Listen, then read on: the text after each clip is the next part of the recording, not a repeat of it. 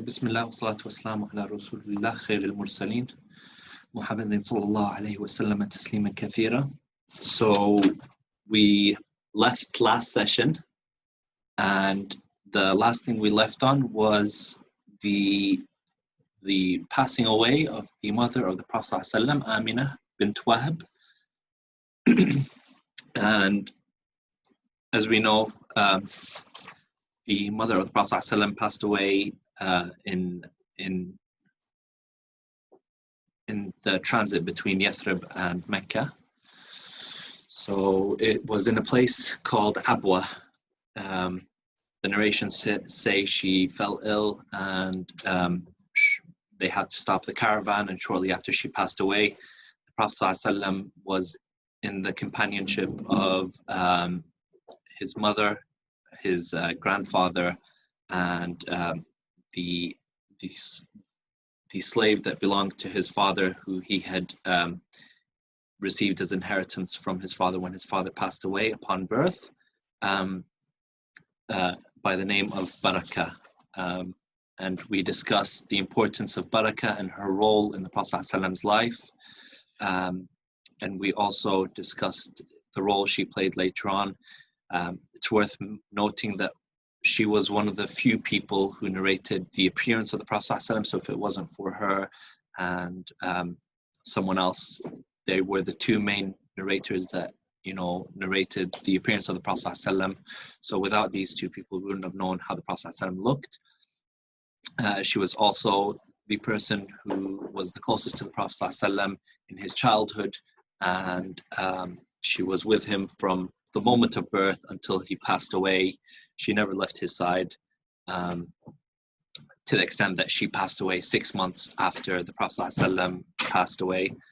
And the love that the Prophet ﷺ had for her, we know from the narration where when one day he was sat with Khadija, and Khadija said, he told Barakah that, I have married and I've grown up. Would you not look to marry? She said, I shall never leave you. Does a mother leave her child? So he approached her, kissed her head, and smiled to Khadija and said, this is Barakah, this is my mother. After my mother, she is what remains of my family. Now, on this journey, the Prophet ﷺ was around 6 years old. We're not sure the exact age, but he was around 6 years of age when he had gone with his mother to Yathrib to visit his maternal grandparents. So he was visiting his maternal grandparents who lived in Yathrib. As we know, Aminah bint Wahab was one of the people who had was from the tribes of Yathrib, so she had family there. So that is why, when we look at the Seerah and the Prophet ﷺ's migration to Medina, he stayed for a period of time before entering Medina in a place slightly outside of Yathrib, where he built Jami' Quba, and it was the first mosque to be built as a sole purpose mosque in Islam. And this was all done with his maternal side of the family, his uncles and so on, that lived just outside of Yathrib. So when the Prophet ﷺ's mother passed away, he was 6 years old. She fell sick in a place called Abwa on the journey back from Yathrib to Mecca. So they were on their way back, and she fell ill. The caravan stopped, and she passed away, and she was buried there. So now comes who can take this orphan child. Abdul Muttalib, being the person who was there, he took the responsibility, and he took the Prophet ﷺ as his responsibility. And something happened, and Abdul Muttalib began to develop a deep sense of affection and love that he hadn't shown with any of his children previously, but he showed it for the Prophet ﷺ. And it's often narrated that whenever Abdul Muttalib would have gatherings for the chiefs of Quraysh, and he would sit in important gatherings, there would always be a spot right next to him reserved for the Prophet ﷺ, and he would sit there and he would play, and he would be right beside his grandfather. Now, I want you, as we were saying in the first session, whenever we're talking about the Seerah, I want you to imagine being there. Imagine the lessons that you can extract from what we can learn from the Seerah. So instead of having the cultural sort of prejudice of, oh, it's a child, get him out of the gathering with the adults and so on, Abdul Muttalib, from a young age, he was placing the Prophet ﷺ in a place, and the narrations say that the Prophet ﷺ, he would often sit and he would listen to the chiefs and he would watch them and observe them. And Abdul Muttalib would smile and he would pat his head and back and he would say, this son of mine will have a greatness that will not be for anyone after him. So he was like so optimistic, because he would see this young child, the Prophet ﷺ, sat, instead of playing and being distracted and so on, he would sit and he would listen and observe to the chiefs and the people of high status in society. And because of this, he would often stroke the head and the back of the Prophet ﷺ, and he would say, this son of mine will have a huge place and a greatness that will not be for anyone after him. And this is why it was known that, whenever Abdul Muttalib would sit in a gathering with the people, there would be a special spot reserved for the Prophet ﷺ right beside him. And the key thing with this, I think, is when we look at future interactions that the Prophet ﷺ had with other children, with orphans and so on, or with the kids that were around him, like Anas ibn Malik and so on, we see that this carried through from the love that Abdul Muttalib had for him, that he would sit him in these gatherings and so on. The Prophet ﷺ carried on to show this affection and this sort of respect for children later on in life. Even as an adult, he would often show this respect and this status for kids. And also, we learned that the Prophet ﷺ remembered this, because it's in a narration by Abdullah ibn Amr, I think.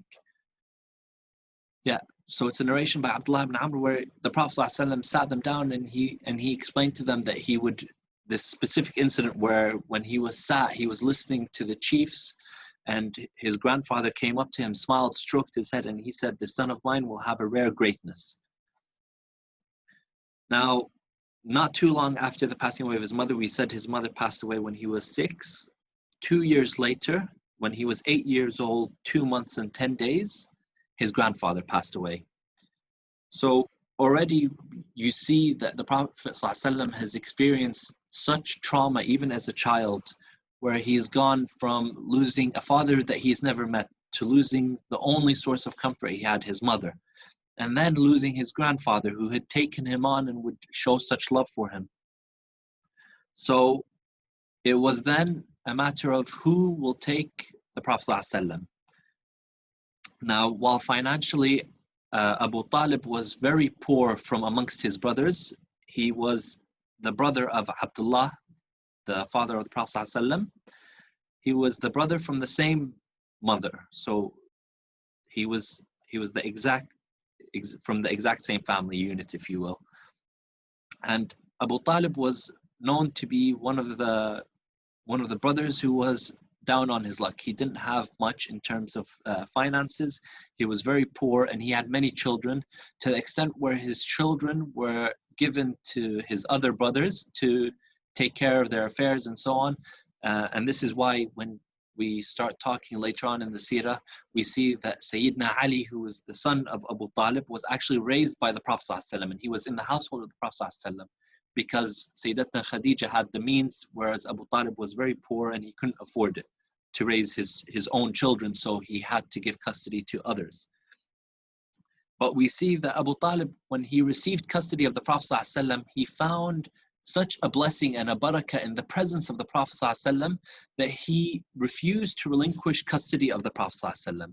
And it was out of respect for him that his brothers allowed him to keep the Prophet ﷺ, as he was the oldest in the family. So out of respect, as Abu Talib was the chief of Quraysh at the time and he was the eldest of his siblings, the siblings allowed him to keep the Prophet ﷺ. And we see that Abu Talib noticed the blessings to an extent where when we hear the narrations of Sayyidina Ali and many others later on from Ahl al-Bayt, they would often say that our father Abu Talib would tell us, wait for Muhammad. That when we would sit down to eat, if the Prophet ﷺ wasn't present, Abu Talib would make us wait until the Prophet ﷺ sat with us, because he had found that on the nights where the Prophet ﷺ had sat with them, the food would be enough and sufficient for the entire family. Whereas on other instances, he found that if the Prophet ﷺ wasn't present, he found that the food would barely be sufficient to feed them all. So he would often have such a high status for the Prophet ﷺ, and he had such love for him that he continued to carry on this upbringing of Abdul Muttalib, where the Prophet ﷺ was being geared to something that was great, something that was amazing. And this is again something that we can learn from the seerah of the Prophet ﷺ, that the love that the people around the Prophet ﷺ had for him, and the affection they showed him, and the respect even as a child, bringing him up to say, this person will have such a great place in society, this person will be someone of importance. This is something that's so important in what we learn from the seerah and how we deal with others. You know, quite often in our culture, where we see a kid, we're like, no, be quiet, you're a kid, you don't know what you're doing, be quiet, you're with adults, don't make a noise. But no, the Prophet ﷺ was brought up, and he continued this later on, as we said, with Anas and Sayyidina Ali, where he would give them such a high status, and he would make them feel like they had such importance and they had a place where they would be heard. Now the Prophet ﷺ, around 8 years old, he started to work as a shepherd. But in the meantime, he was learning to trade. He was learning the business with his uncles. And there is a narration by the Prophet ﷺ that he said that every prophet at some stage has worked as a shepherd. The Mufassirun, including Ibn Kathir, have divided opinions as to why this hadith occurred, but Ibn Kathir is of the opinion, and Tabarani as well, are of the opinion that this hadith was to show the humility that all the prophets had come from something where they would earn their living by hand. They came from poor places. They didn't come from money. They didn't have, a massive inheritance. They weren't, chiefs of their tribes or anything like that.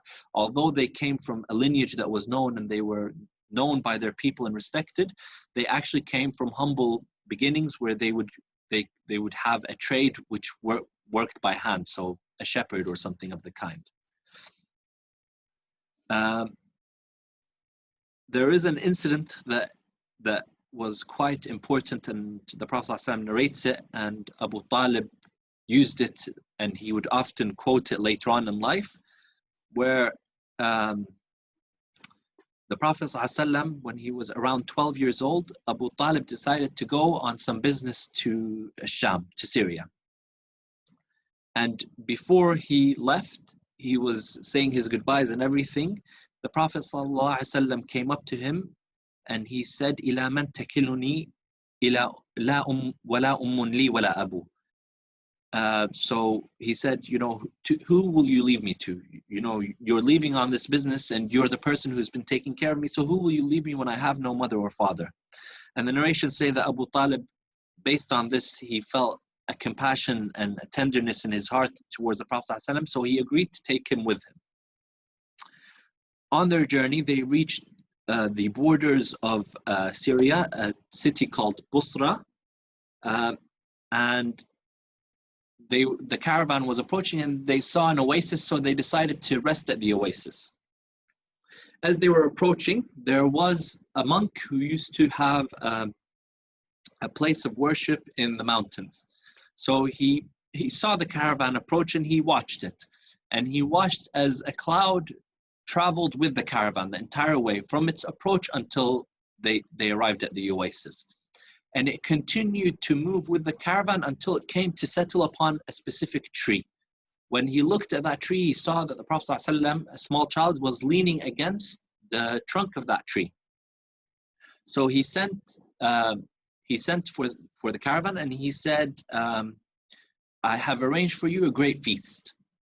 To honor this caravan and to honor you guys, I have prepared a meal and I want you guys to be present from the oldest to the youngest. I want every single person in this caravan to be present at this feast. So one of Quraysh, he told him, Ya Buhayra. The name of the monk was Buhayra. He said, Ya Buhayra, we have traveled this journey every year for however long we have had the fortune of traveling. And never have you done something that I have seen you do today. As in, never have you come and approached us and spoken to us or done anything like this. So what is it you want? He said, I have a suspicion that I wish to confirm. And he said, I have something that I wish to observe from amongst you. So they all gathered and they left the Prophet ﷺ to look after they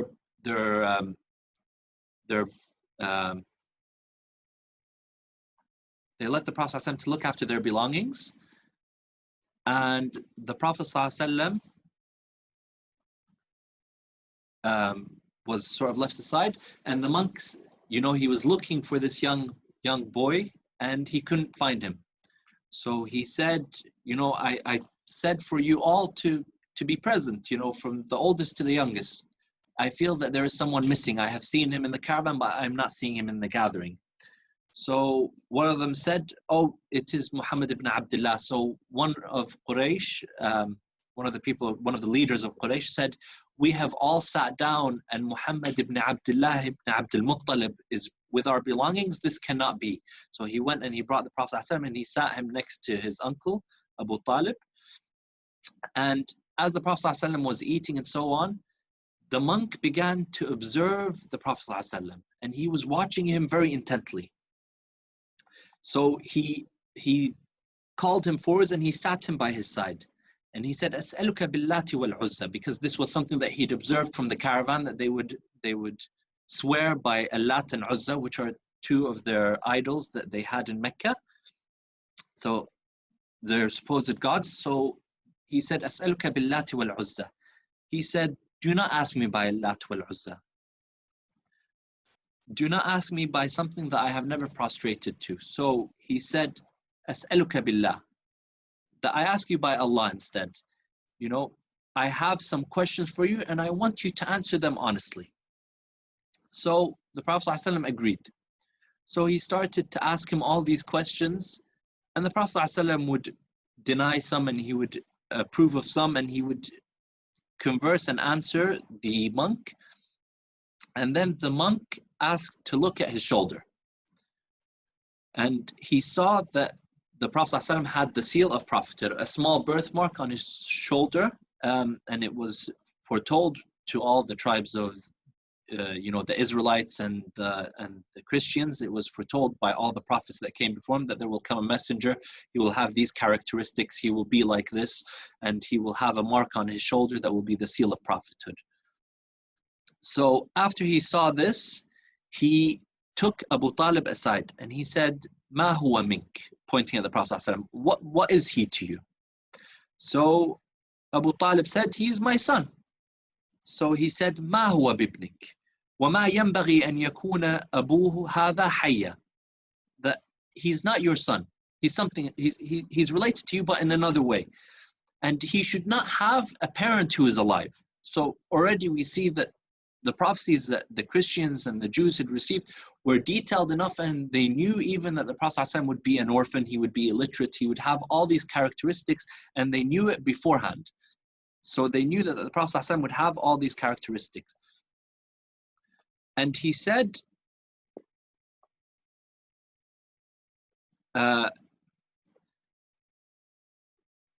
"Innahu ibn akhi," that he's the son of my brother.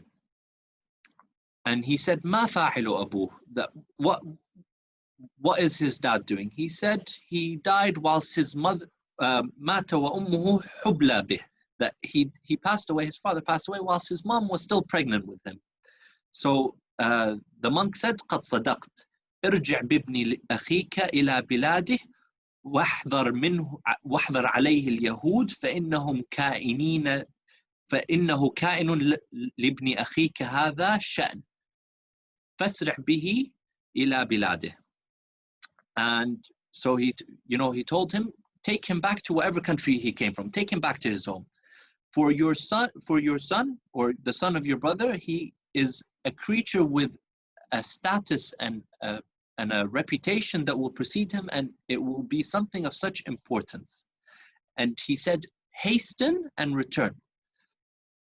And he said, إن عرفت اليهود ما عرفته منه ليكيدن له, that if the Jews were to know from him what I know from him, then they would be sure to cause his downfall. So meaning he knew the signs of prophethood in the Prophet ﷺ, and he recognized that the Jews would know the signs of prophethood in this person. And this is why quite often before the Prophet ﷺ's hijrah to Yathrib, the Jews would often, whenever they came into disagreements with the pagan Arabs, they would say, you know, just wait until our prophet is sent to us. Just wait until the messenger that is promised to us comes. Meaning they were waiting for the Prophet ﷺ, and they even knew that he would go to Yathrib. From the prophecies and the things that they had in their scripture, the learned or the Jews knew that the Prophet ﷺ would be in Yathrib, and they knew that he would have these characteristics.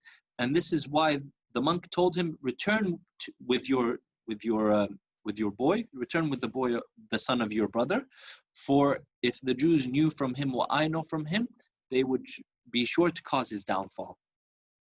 And then he turned to the Prophet ﷺ and looked at him and he said, هذا زعيم العالمين رسول الله ورحمته. That this is the chief of the world. He is the chief of the world, and he is the Prophet of Allah, and he has been sent as a mercy to the world. And now again, the Seerah books don't make much mention of the Prophet ﷺ in his childhood and his teenage years.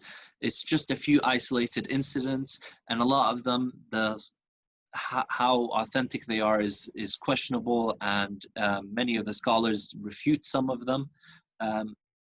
But of the few incidents that we have is, for example, this one, and it's recorded in many of the hadith books because the Prophet ﷺ has narrated it to his companions. So we have these appearing in the Seerah. Now, we don't have much else in the Seerah until the Prophet ﷺ reached the age of 20. And at the age of 20, we have in the Seerah mentioned that the Prophet ﷺ took part in the Battle of Fijjar. The Battle of Fijjar happened as in Dhul Hijjah, when the Prophet ﷺ was 20 years old. And even Quraysh and the Arab tribes, they used to have Dhul Hijjah as one of the sacred months of Allah, and a month where they prohibited fighting and wars and so on. Therefore, it was known as the Battle of Fijjar purely because of the fact that it had fallen on a holy month, and they recognized that it was a holy month and that the battle shouldn't have occurred. This battle had occurred between, on one side we have Quraysh and Canaan, and on the other side we had the various other tribes of Quraysh, or the various kinships of Quraysh. And the Prophet ﷺ, his role, all we have recorded is his role in these battles was that he would go around and collect arrows, and he would pass them to his uncles so that they can use them. Now, the next thing that we have recorded as a result of this, when the Prophet ﷺ was around 20 years old, was Hilf al-Fudul. And this was a treaties signed up by the various families of Quraysh, including Banu Hashim, Banu Abdul Muttalib, Banu Asad, Banu Zahra, and Banu Taym. And this came as a result of a man had come to do Hajj, and he had all his possessions stolen. So he was supposed to be doing business with someone where he would sell him some items and get the money. The man didn't give him the money, and he took all his belongings and fled with them. So the man walked around Mecca yelling for help and so on, and asking for someone to help him, but no one was there to help him. So as Zubayr ibn Abdul Muttalib, one of the uncles of the Prophet ﷺ, decided that this was something that was unacceptable, that how can a man come under our supervision to visit the house of Allah subhanahu wa ta'ala, the Kaaba, and he has his possessions stolen, and none of Quraysh have the strength or the might to, bring the person who had committed this crime to justice. So they all gathered in the house of Abdullah ibn Jad'an,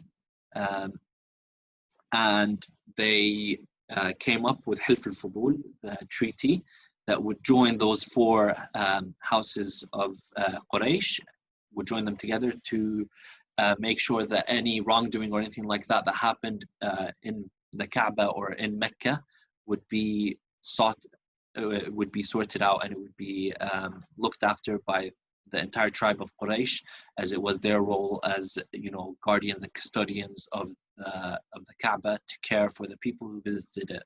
So obviously we know from the Prophet ﷺ's seerah and history that Quraysh still very much had a very important place for the Kaaba, and they still believed in Hajj, and they used to do tawaf and things like that, even though it occurred in a different manner to that which occurs in this day and age, and that has occurred since the start of Islam, and Islam came to correct and amend the mannerism in which the Hajj is performed, but they still used to perform it, and they still used to have sort of the importance of Ashhur al-Hurum, the holy months and so on. So the Hijjah, Ramadan, and all these months, they believed that they were sacred months that Allah subhanahu wa ta'ala had decreed. There would be no fighting, there would be no cheating. And this is why, for example, when we look at the building of the Kaaba, it was originally a rectangular shape, but it was built as a cube because when Quraysh came to rebuild it after some floods, they refused to build it with any money that came from interest, so riba or anything like that, because they didn't want the Kaaba to be built with haram money, and they were aware of this. So here we have the treaty, and the Prophet ﷺ, there's a narration for him that is narrated by Abdullah ibn Umar, that he said, there is a treaty that I witnessed in the house of Abdullah ibn Jad'an, that even if it was to be called, like if the treaty was to be called for in the time of Islam, I would still obey it. Meaning it had nothing that was incorrect or anything of shirk or anything that was haram, but it was such an important treaty, and such a treaty that the Prophet ﷺ saw as something that should be upheld, that he said that even in the time of Islam, if I was to be called to uphold this treaty, I would still uphold it.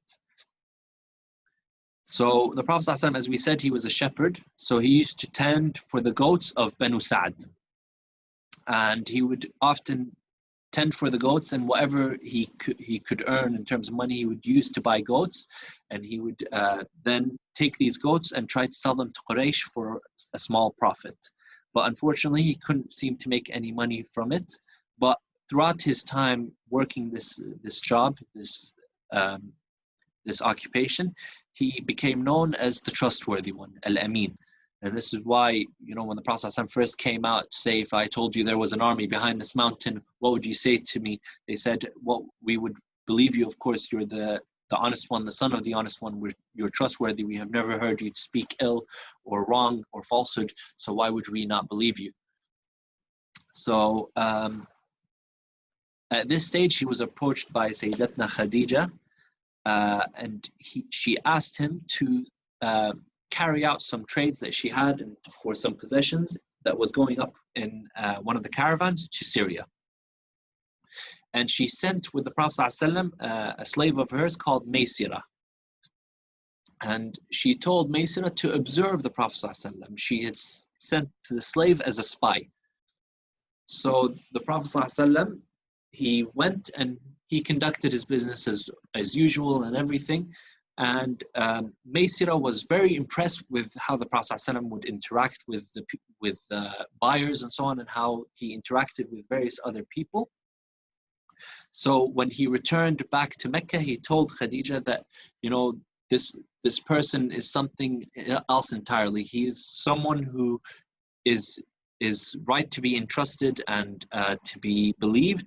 I have never seen anything from him. I haven't seen from him something in anyone else. Like, I haven't seen such honesty and such characteristics in anyone other than him. So at this stage, Sayyidatna Khadija was twice widowed. And when she got this feedback from Seerah, she was impressed, and she decided that she wished to broach the subject of marriage with the Prophet ﷺ. So she did this through a mutual friend of theirs, or a mutual acquaintance called Nafisa. So Nafisa broached the subject, opened the subject with the Prophet ﷺ, and the Prophet ﷺ agreed. So he told his uncles, he asked for their advice and their opinion, and they said, you know, we approve of Khadija. She is a woman of status. She's a woman who is well known in the people and so on. So they sent to Amr bin Asad, who was the uncle of Sayyidatna Khadija, and he accepted on behalf of Sayyidatna Khadija. And the Prophet ﷺ was married at the age of 25, and he was married in the presence of Banu Hashim and the chiefs of Quraysh. The narrations differ upon the exact age of Sayyidatna Khadija. Some place her at 28 years old, some place at 40, so obviously quite a gap, but regardless, we know from the Seerah that she was older than the Prophet ﷺ. We also know that she was his only wife, and she carried all his children except Ibrahim. So she was the mother of all the Prophet ﷺ's children, and he never remarried whilst married to Sayyidatna Khadija. We also know that the Prophet ﷺ remarried after the death of Khadija, his other wives, to show a permissibility in terms of the Sharia of the marriage and the nikah. So some historians say that this was the only marriage that the Prophet ﷺ had done that wasn't by divine revelation or by the command of Allah subhanahu wa ta'ala. So so we know Sayyidatna Khadija had his children, and they were Al-Qasim, who passed away, Zainab, Ruqayya, Kulthum, Fatima, Abdullah, and we said Ibrahim was born to one of the Prophet ﷺ's other wives.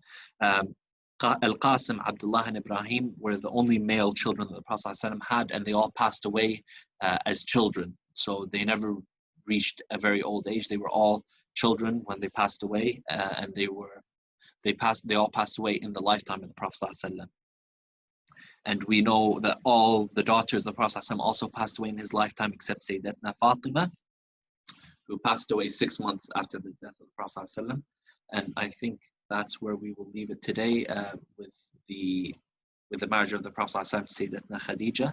Inshallah, next week we'll pick back up and we'll discuss the beginning of the marriage and the start of the revelation to the Prophet ﷺ, and the Prophet ﷺ as what became of the Prophet ﷺ after his marriage to Sayyidatna Khadija, his job and so on. And Jazakumullah khair. Anything that I have said correct, it's from Allah subhanahu wa ta'ala. Anything that is wrong is from myself. I ask you to forgive me for any mistakes I have made. Jazakumullah khair, and I hope to see you all next week.